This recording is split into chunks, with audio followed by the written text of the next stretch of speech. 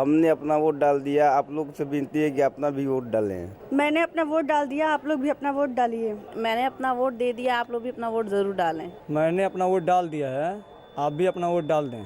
मैंने अपना वोट दे दिया, आप भी घर से निकलें और वोट करें। मैंने अपना वोट दे दिया, आप लोग भी अपना वोट दे दीजिए।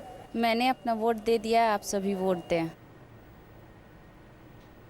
तो 7 जिलों की 55 सीटों के लिए इस वक्त चौथे चरण का मतदान जोर शोर से चल रहा है।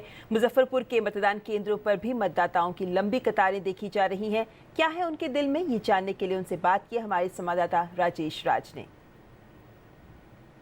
जो महिला वोटर हैं उनकी तादाद बहुत लंबी है, उनकी फहरिस्त बड़ी लंबी है। हमारे साथ बहुत सारे खवातीन हैं जो महिला वोटर हैं, हम उनसे बात कराने की आपको कोशिश कराते हैं। हम सीधे उनसे रूबरू कराते हैं। मैडम, आपने वोट गिराया? देखिए, ये दिखा रही हैं अपना सिंबल कि इन्होंने अपना वोट कास्ट किया है। क्या लगता है, महिलाओं के बारे में कहा जाता है कि बिहार की महिलाएं घरों से बाहर नहीं निकलती, वोटिंग नहीं करती, लेकिन 3 चरणों में महिलाओं ने पुरुषों के मुकाबले जमकर मतदान किया। क्या चौथा चरण जो है वो रिकॉर्ड तोड़ेगा? शायद। क्या कहा जाए, महिलाएं जागरूक हुई हैं बिहार में? पहले से तो बहुत ही ज़्यादा जागरूक हुई हैं।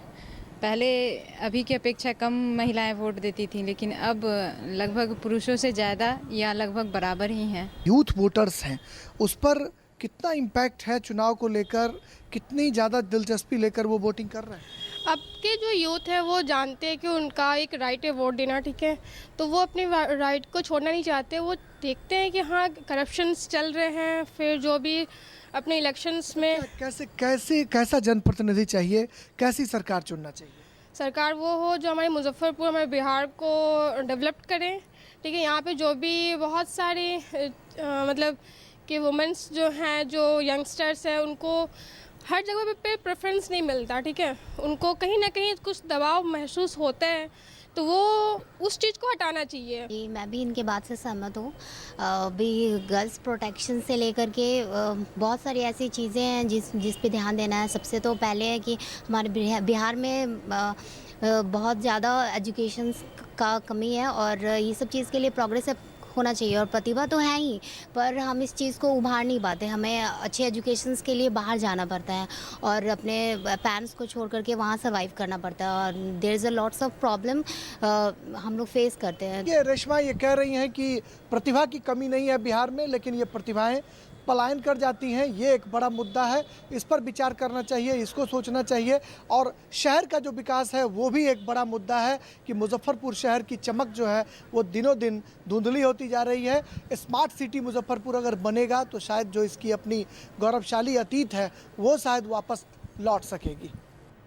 तो ये थे मुजफ्फरपुर के युवा मतदाता जिनके अपनी नई सरकार जिसको वो चुनने आए हैं, उनसे बहुत अपेक्षाएं हैं। लेकिन वहीं बिहार के सिवान जिले में भी मतदाताओं में खासा उत्साह देखा जा रहा है और महिलाएं तो भारी संख्या में घरों से निकलकर मतदान केंद्रों की तरफ पहुंच रही हैं।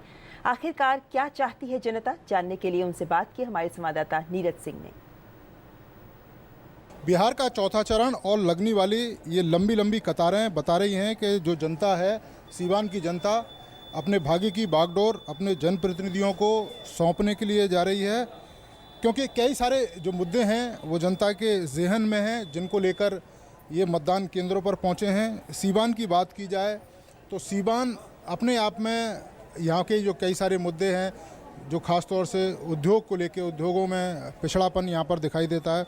महिला अगर आप देखें तो महिलाओं की जो संख्या है वो लगातार 3 चरणों में भी आगे रही है और चौथे चरण में भी महिला जो भागीदारी है वो बढ़ चढ़कर आपको देखने को मिल रही है। कई सारी जो महिलाएं सुबह से ही यहाँ पर लाइन में लगी हैं।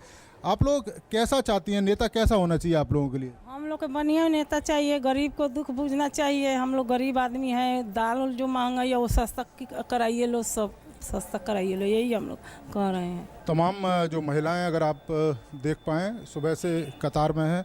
मैडम, कैसा नेता होना चाहिए आपके लिए? नेता अच्छा होना चाहिए मिलने। क्या देखती हैं, क्योंकि महिला बड़ी संख्या में वोट करने के लिए निकल रही हैं, तो आप लोग जब वोट करने के लिए मतदान केंद्रों पर जाती हैं तो क्या दिमाग में रहता है, कैसा जनप्रतिनिधि होना चाहिए, किस तरह के काम आप लोगों के करने चाहिए? काम अच्छा होना चाहिए। जब मतदाता निकलकर मतदान केंद्रों पर पहुँचते हैं तो निश्चित तौर पर जो हमारा लोकतंत्र है वो भी मजबूत होता है। कैमरामैन राजेश रिक्की के साथ नीरज सिंह, DD न्यूज़, सीवान। और बिहार विधानसभा चुनाव में गोपालगंज में चौथे चरण के मतदान के लिए तमाम ऐसे युवा मतदाता हैं जो बिहार की तकदीर और तस्वीर बदलने के लिए घर से निकलकर मतदान करने पहुंच रहे हैं। उनसे बात की हमारे संवाददाता अजय विक्रम सिंह ने।